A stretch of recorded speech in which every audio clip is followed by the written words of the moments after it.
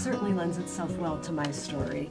As an instructional coach, I was the they that kept telling you to work harder and get going, and whole language was certainly the approach. I was teaching all the teachers how to master.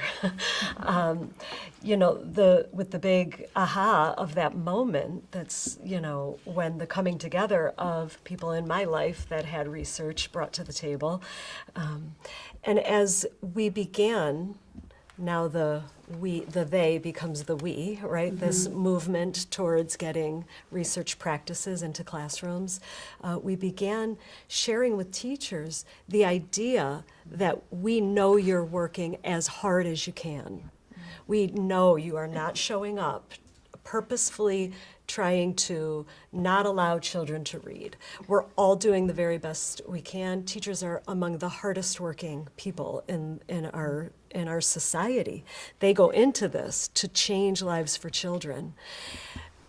Simultaneously, the research wasn't ever getting to us, right? It wasn't getting to us. And as the folks here sitting around the table started to come into contact with each other, the movement, the momentum of getting these practices, the systematic, sequential, phonetic, and phonological practices into classrooms, we started seeing children come alive.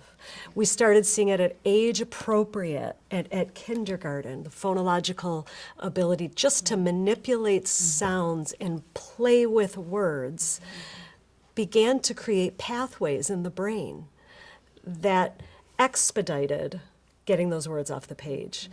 And as teachers who are desperate to have their children be successful began to gain success, it started to spread like wildfire, right? In buildings, in districts. The excitement in the building level when you have reading teachers go to a reading league event and come back to school administrators, district level administrators saying, you have to listen to me. That excitement is palpable in a building.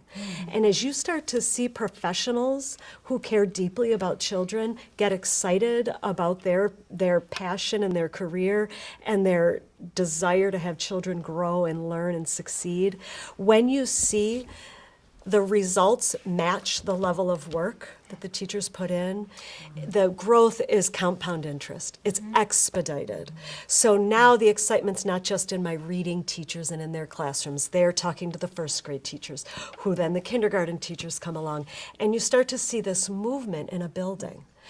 Once the movement in the building ignites, thankfully, because of these free events from the Reading League and the dedication of teachers to devote their time in the evening to learn and grow, you start to see that at the building level. Well, it isn't far.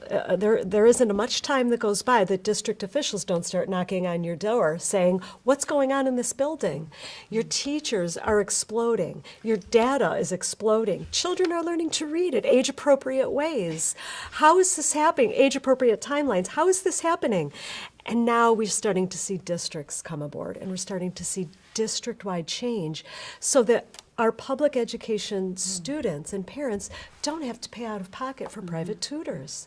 It should not be necessary. I would love to let Pat retire because my teachers are able to do what they need to do. That is the goal of public education. That's the big thing, is that